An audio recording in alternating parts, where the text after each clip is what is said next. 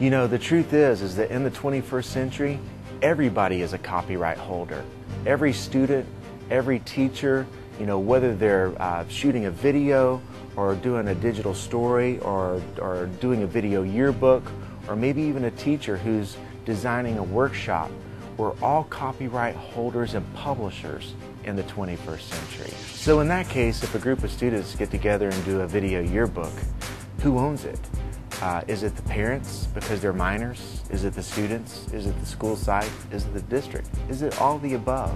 Carrie McIntyre, who's a teacher in North Carolina, she went to a graduation ceremony and a couple of students brought a video camera and were zooming in and out of her body and scanning up and down it with the camera.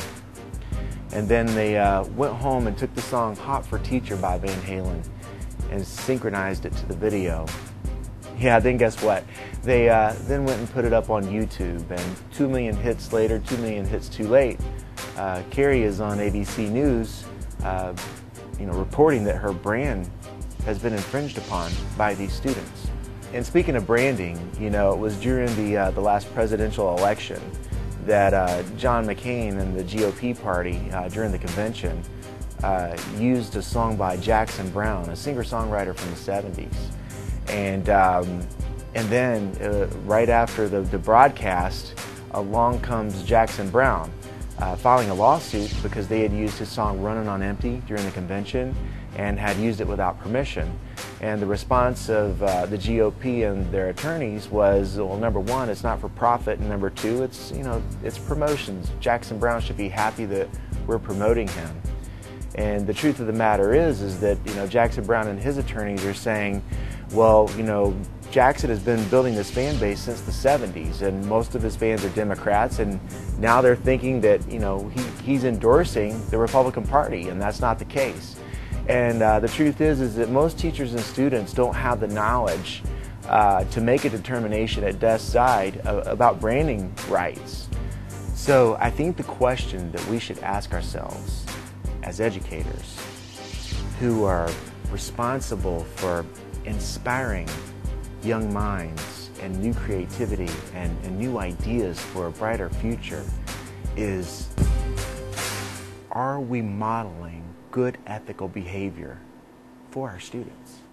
So ethically, and starting in 2001, it was really our part to start educating educators on the truth about copyright and fair use, especially since many teachers and students were, teachers especially, attending big workshops. And in the workshop, the instructor would say, and that's how you do a podcast, everybody. Now, because you're a teacher or student, you too can go out and do a podcast and use popular music, even if it's 10% or 30 seconds, and you're okay.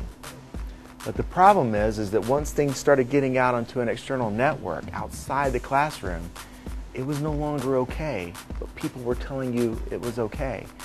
And for those getting into trouble, they were coming back to the instructor and saying, hey, Mr. or Mrs. Instructor, I have a problem. And they weren't getting return phone calls and they weren't getting any support.